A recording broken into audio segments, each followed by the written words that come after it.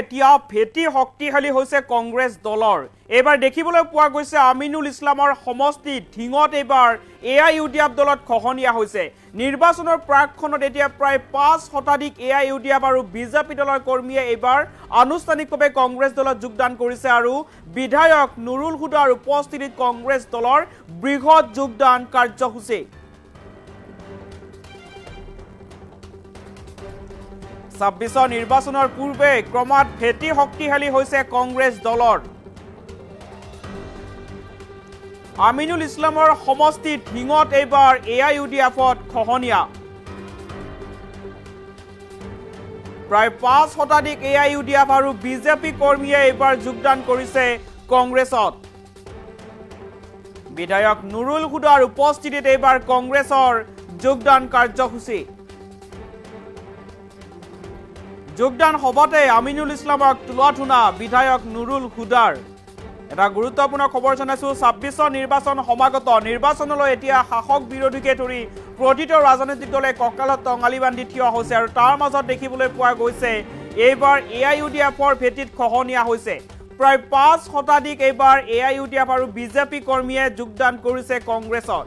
নিৰ্বাচনৰ প্ৰাকখনত এতিয়া সংখ্যালঘু ভোটাৰ ক্ৰমাৎ এতিয়া কংগ্ৰেছ দলৰ প্ৰতি আকৰ্ষিত হোৱা দেখিবলৈ পোৱা গৈছে আৰু এইবাৰ ঢিঙৰ বিধায়ক আমিনুল ইছলামৰ নিজ গৃহ গাঁৱতে এইবাৰ AIUDF দলত খহনীয়া হৈছে। আজিৰ দিনটোত ঢিঙত কংগ্ৰেছ দলৰ এখন যোগদান সভা অনুষ্ঠিত হৈছিল। এই যোগদান সভাতেই কংগ্ৰেছ বিধায়ক নুৰুল হুদাৰ উপস্থিতিত কংগ্ৰেছ দলৰ এক যোগদান কাৰ্যসূচী দেখিবলৈ পোৱা গৈছে আৰু আজিৰ দিনটোত প্ৰায় 5 শতাধিক সংখ্যালঘু ভোটাৰে কংগ্ৰেছ দলত যোগদান কৰিছে আৰু যোগদান সভাৰ অন্তত কেইবাটাও বিস্ফোৰক মন্তব্য কৰিছে কংগ্ৰেছ বিধায়ক নুৰুল হুদাই আৰু যোগদান সভাৰ অন্তত বিধায়ক তথা AIUDFৰ বিধায়ক আমিনুল ইছলামক তুলাধুনা দিছে।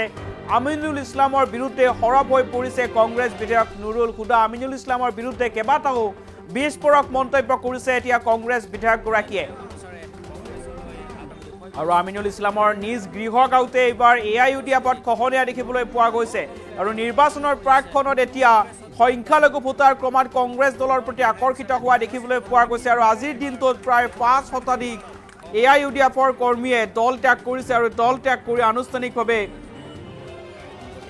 কংগ্ৰেছ দলত যোগদান কৰিছে। কংগ্ৰেছ বিধায়ক নুৰুল হুদাৰ উপস্থিতিত অনুষ্ঠিত হৈছিল আজি কংগ্ৰেছ দলৰ এখন বৃহৎ যোগদান সভা আৰু ক'ব লাগিব যে এতিয়া 2026 বিধানসভা নিৰ্বাচনৰ প্ৰাকখনত এতিয়া সংখ্যালঘু অধ্যুষিত অঞ্চলত আজিৰ দিনটোত কংগ্ৰেছ দলৰ শক্তি কিছু পৰিমাণে হ'লেও বৃদ্ধি পাইছে, কাৰণ AIUDF দল এৰি আৰু বিজেপি ত্যাগ কৰি এতিয়া কংগ্ৰেছ বিধায়ক নুৰুল হুদাৰ উপস্থিতিত প্ৰায় 5 শতাধিক AIUDF আৰু বিজেপি কৰ্মী আজিৰ দিনটোত আনুষ্ঠানিকভাৱে কংগ্ৰেছ দলত যোগদান কৰিছে।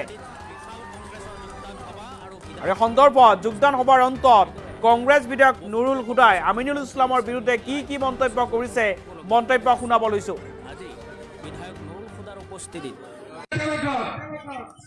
বিজেপি শূন্য, AIUDF শূন্য, গতিকে আজকে মেলেকানির মুকুন্দটি এই গাঁও পঞ্চায়েত এলাকায় যত আমাদের সম্মানের জনগণ আছে বা বোন আছে সবাই আজকে থেকে কংগ্রেস হিসাবে কংগ্রেসের ঝান্ডা হাতে নিয়ে কংগ্রেসের শক্তি বৃদ্ধি করবার লিগে আমি আপনাকে অনুরোধ রাখলাম।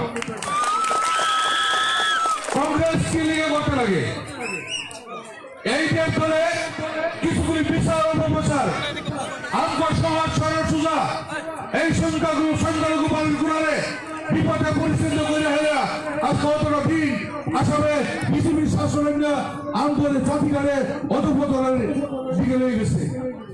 তারা কয় যে কংগ্রেসে ভোটার করছে।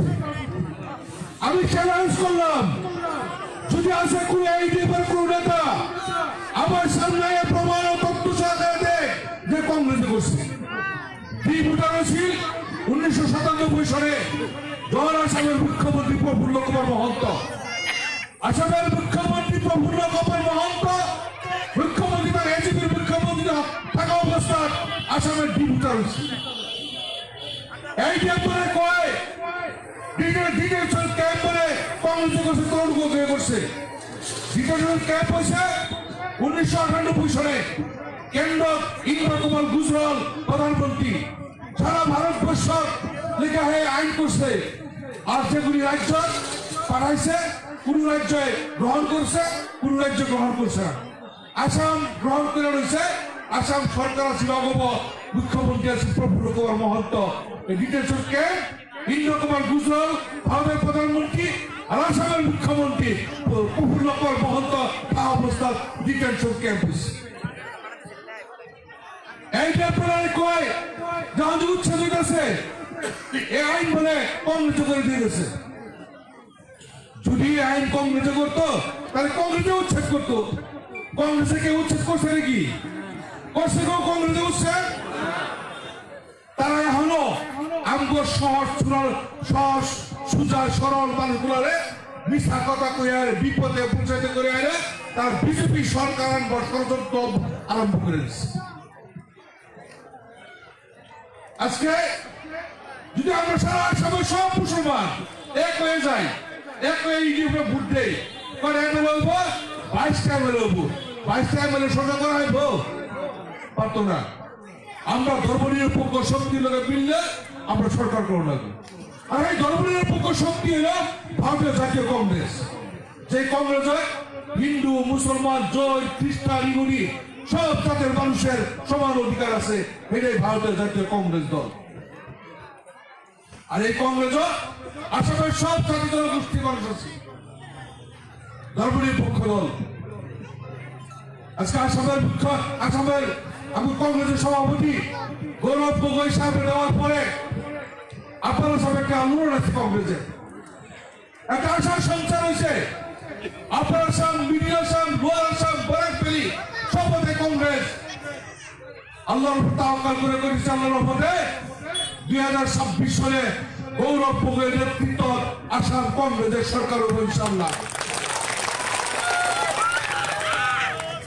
এই যে 15 বছর যে আপনারা এমএলএ বানাইলেন, উনি এখন কয় কালকে একটা মিটিং করছে, কালকে মিটিং করছে এটা বগুড়াগুড়ি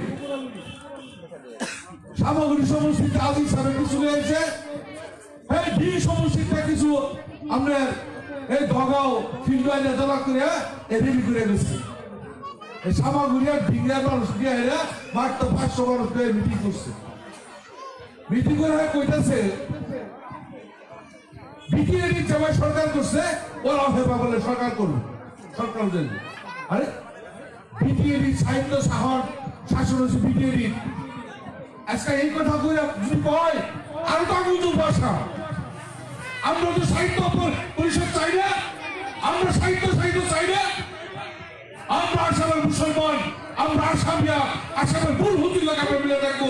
এই আসাম শঙ্কর মাধব হাজার ফকিরের দেশ, হিন্দু মুসলমান জৈন খ্রিস্টান ইহুদির দেশ। আমরা সবাই একসঙ্গে ঐক্যবদ্ধ ভাবে ভাতৃত্ববাদ সৃষ্টি করে ভাই ভাই হিসাবে চাচা ভাতৃ হিসেবে আমরা বসবাস করবো। এটা হলো আসাম। এই আসামের বাসিন্দা আমরাও সঙ্গী। কাল কাছে কই আইলো যে আমরা বিরিয়ানির মতো সরকার করবো, তারপরে আমার মুসলমানের উপর অন্যায় অত্যাচার আরম্ভ করবানকে বিজেপি উৎসুরি দিয়েছে। আমরা তো কোনদিন সাহিত্য পরিষদ চাই না, আমসর কইছে না, কোনদিন সংগ্রাম পরিষদ কোনদিন কইছে না, কোন সংখ্যালঘু সংগঠনে আসাম বিভাজনের কথা